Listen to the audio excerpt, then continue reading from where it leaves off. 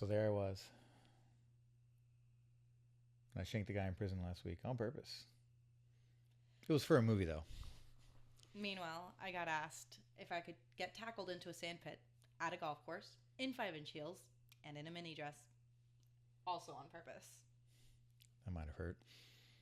We've flown through the air, been thrown down flights of stairs, and made supervillains look cool. But today, we're doing the most dangerous thing yet. Judging people on the internet. That's scary. Welcome to Unqualified Opinions.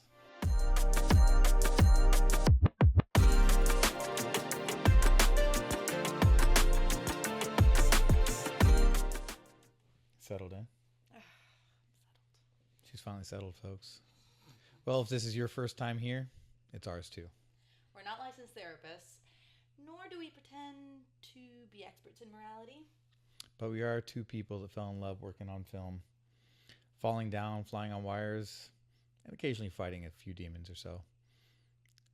Fake ones, of course. That's John. He's a stuntman, actor, and an all-the-time arm candy. So if Roman Reigns and Jason Momoa had a baby, like, it would be him. If you say so. Well, I do. He's done everything from Black Panther to Loki to Renfield. He's just literally been everywhere. That's me on the poster of Jackpot right there. I'm just going to point it out once. You've probably seen him and you didn't know it. And this is Sasha, a bold, brilliant Venezuelan Spanish powerhouse. She doubled for some serious badass women, acted in shows like Righteous Gemstones and Gotham Knights, and looks cooler than I do doing literally everything. You wrote this, didn't you? I did not. That was totally ChatGPT. Yeah, okay. I meant to edit that. I thought that was just going to be like a... No, but seriously, she really is all those things. I thought this was going to be kind of like a, kind of look at it a little bit, but then like, get a feel for it. So, we met on a job. He fireman carried me through a smoky hallway. And I was like, put me down, John. I can walk. And he said, hi, I'm John. It was love at fake first emergency. But actually, we met on social media. Yeah, none of that actually happened. She slid into my DMs. So we digress there. Let's dive in. So this is where we read moral dilemmas from the internet. And try not to ruin our relationship over them. Yeah, that's a little harder. Disclaimer, we are a couple, and we will keep our personal relationship out of this. So he will try to keep our relationship out of this. We will not delve into ours. We will just give our own personal opinions, and that's where it lies. All right. Yes, which I wasn't looking, sorry. So, from toxic in-laws to wedding day chaos to someone who wants to evict their grandma, nothing's off limits. Real people, real drama, and some of the wildest moral dilemmas you've ever heard. And we're going to tell you what we think. Not because we're qualified. No, not at all. Just because we're bored. And we want to. Sometimes we'll agree, sometimes we'll fight. Sometimes you'll think we're the assholes. Fair, but hopefully not. So anyways, so let's begin. Let's see. So today's story.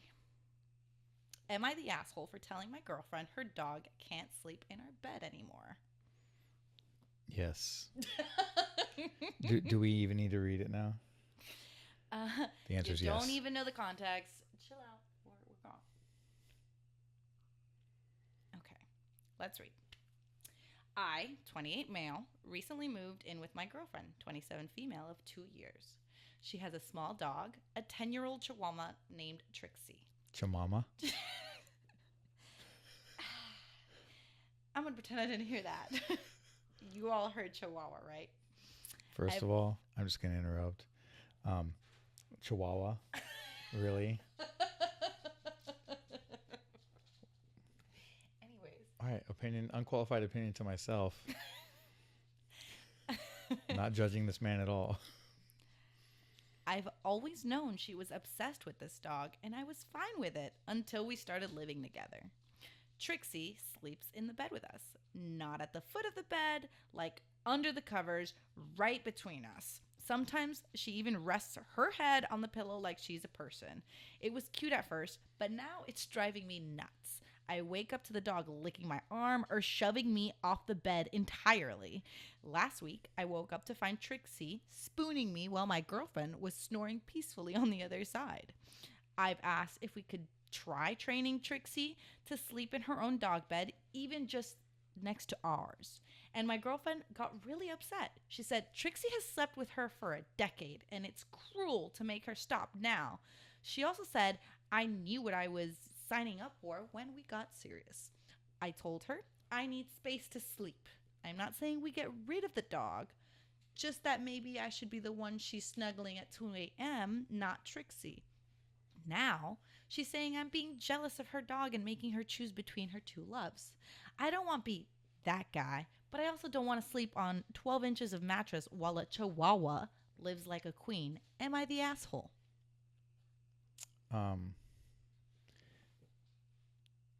Yes.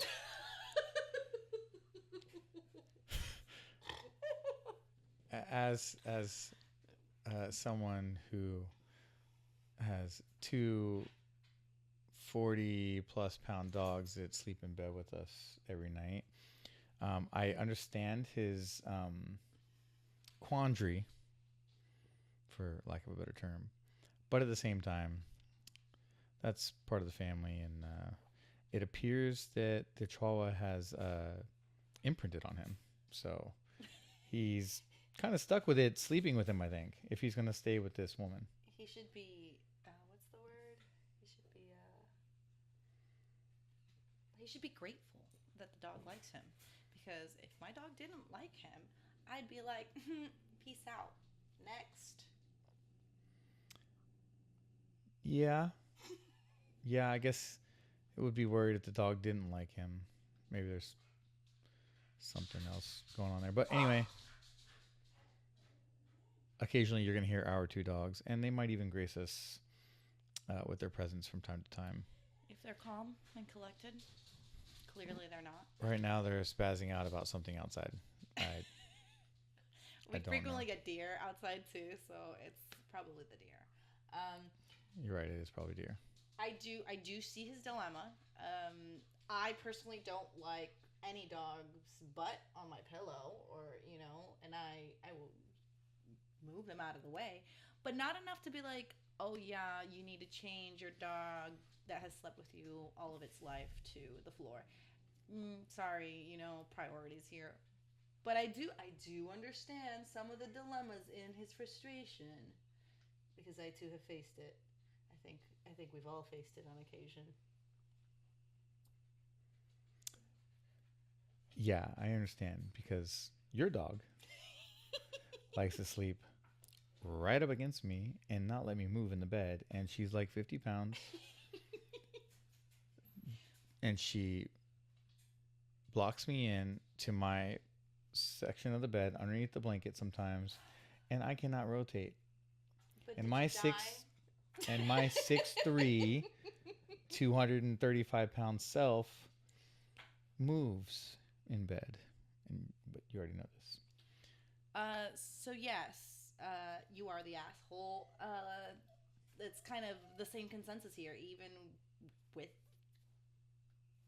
being able to empathize with what you might be frustrated with. How about just don't put them between you?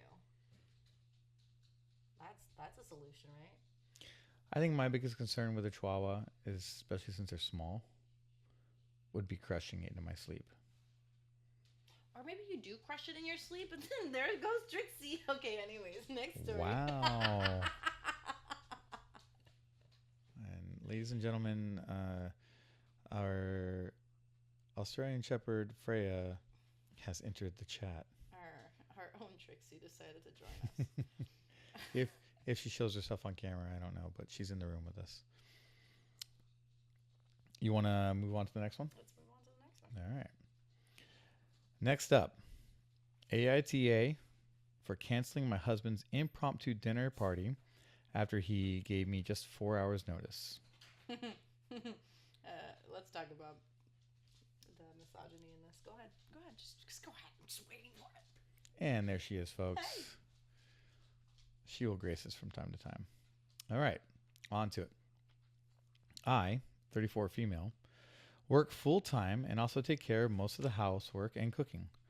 My husband, 36 male, works too, but his job is less demanding and more flexible. Last Friday around noon, he called me at work and said, "Hey, I invited the team over for dinner, just 6 people. I figured it'd be chill. You make that lemon chicken thing, we'll have wine. It'll be great." I asked when exactly he invited them. He said, "Just now, but I know you don't mind hosting." I said that actually I do mind, especially with 4 hours notice when I haven't even gone to grocery shopping. He brushed it off and said, "We've pulled off last minute stuff before. It's not a big deal." I told him I wasn't going to stress cook for 8 people on no notice after a long work week and he should reschedule. He got annoyed and said, "Well, they're coming already. You're going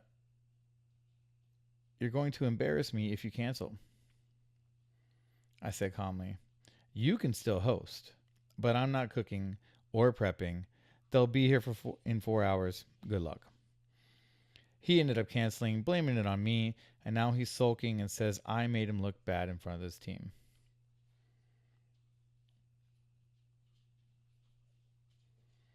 I think it's unreasonable to expect me to throw a dinner party with basically zero warning, but some of our friends are saying I could have just ordered food or made it work. Am I the asshole? No, she's not the asshole. And I'll tell you why. Let's go back down the list. Part of we pulled off this last minute stuff before. It's not a big deal. It seems like it's more like you're gonna cook and do the work. We've pulled it off before. Had he been like, "Hey, I'm gonna help you prepare the chicken, or I'm gonna help you prepare so that we can have dinner for these 6 people that I decided to impromptu invite them," cool. Or even said, "Hey, let's order some takeout. I invited my coworkers over." But like, not only did he spring it on her, he also didn't want to put in. Like, hers, what she did was place a boundary. She said, "You could still bring them over, but I'm not going to stress cook over them." I feel like that's valid. Yeah, he should at least check with her first before inviting people over. I'll give him the asshole ding for that one. So yeah. Can you pull the mic in front of your face? You're talking at me instead of towards it. He's the asshole. Clearly. I think that was a pretty like straight to the point, like he's the asshole. There's no really I think we've agreed to that one, yeah. We agreed. Yes, I agree. The man was the asshole. Okay. All right. So this is our last story. Our final story. Am I the asshole for giving my wife a dirty plate to eat off of after she said she was too tired to wash dishes? Without knowing the rest of the story, yes. But let's see what happened. I agree so far, but we'll see. My wife, 31 female, and I, 33 male, both work full time. We don't have kids, and we split chores, sort of. I do most of the cleaning, laundry, and trash, and she usually handles cooking and dishes. The other night, She made dinner. Great. But afterward, she said she was too tired to do the dishes. I said, no problem, and I left them in the sink overnight. The next day, she came home before me and texted, I'm starving. Can you make dinner when you get back? Again, no problem. I got home, made pasta, garlic bread, and salad. Nothing fancy, but solid. When I went to plate everything, I realized we were totally out of clean dishes, like all of them. The only thing left was one of the dirty plates from the night before, crusty with old sauce. So I rinsed it real quick, wiped it with a paper towel, and served dinner on it. She took one She took one bite, looked down at the plate, and said, is this dirty? I said, it was, but I figured since you were too tired to wash them, cue the meltdown. She said I was being passive-aggressive and trying to shame her. I said I wasn't trying to start anything, just working with what I had. Now she's mad at me for being disrespectful and deliberately gross. And she says she's not eating off anything I serve ever again. I genuinely didn't think it was that big a deal. Am I the asshole? There's a lot going on there. Yeah, there's a lot to unpack there. He at the very minimum could have just washed the one plate real quick. So yes, he is the asshole. We don't know what their deal is. Unfortunately, they didn't go into that, so we don't know if their agreement is if I cook, I do the dishes, or if it's I cook, you do the dishes. It sounds like it's I cook, I do the dishes, and she had the whole rest of the day to wash them. Doesn't excuse what he did. He could have just washed the one dish if he really wanted to. Just do that so he could serve her food, and then they could have had a conversation about the dishes afterwards. Yeah. He could have also been like, hey, babe, I don't have any dishes to plate the food. Would you mind washing the dish so I can finish cooking so we can have clean plates? That's also another option because teamwork makes the dream work. True. But, yes, we don't know what the circumstances are on that front. Kind of rinsing off a plate and putting food for her to eat on a dirty plate is not just disgusting. It's like it's prone to like airborne bacterial food diseases. Like, now at this point, you're risking her getting sick too. Yeah, again, that's kind of he could have just washed one plate. He was already there. He already had the water running. He already rinsed it. All he had to do was grab the sponge with some soap on it, wipe it down, rinse it, and put the food on it. Dry it off, put the food on it. Like, it would have taken him an extra maybe 20 seconds to wash that plate from where he was already at. Yeah, and I don't think the whole, well, you decided to leave the dishes thing was necessary. Again, that was a little passive aggressive. I will say that was a little passive aggressive because obviously it doesn't seem like it was like an intentional, like, I don't want to do the dishes so you do the dishes. It was just, it sounded as though it was just being put off, period, just to like, I don't know. Yeah, there's some stuff missing from this story in order to give a proper asshole or not asshole. I would say asshole just because, again, he could have washed it. He was already there and then brought it up afterwards. He'd already put water on it. It literally would have taken 20 more seconds to grab his sponge with some soap, wipe it off, rinse it, and then put the food on it.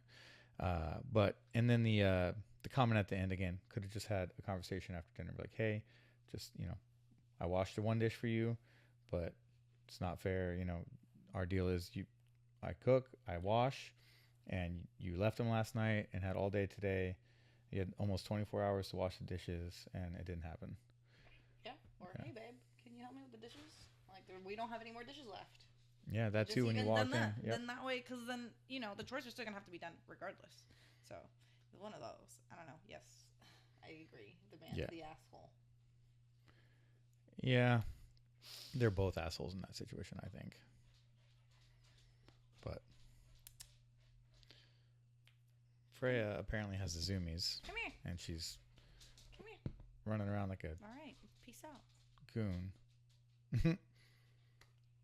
So, babe. Yes. I believe that wraps up our first episode of Unqualified. Oh, wait.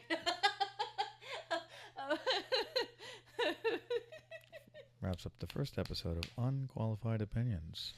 Very unqualified, but lots of opinions. Thanks for joining us on this ride. We hope you you enjoyed the stories and our takes. Remember, we're all trying to navigate this crazy world and read each other's mind. So, next week, we do have a special guest joining us. We do. Yes.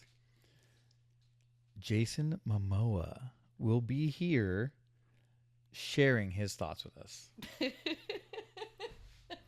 Well, not Jason Momoa, but someone who looks a lot like him. Spoiler alert. It's me. And I'll be channeling my inner Aquaman. Just saying. Yeah, it's easy for you to do, huh? Smolder. Anywho, don't miss it. We'll be diving into more AITA stories and maybe even some personal ones. Follow, subscribe, review, or just text us your own drama. We won't name names. And on that note, see you next time on Unqualified Opinions.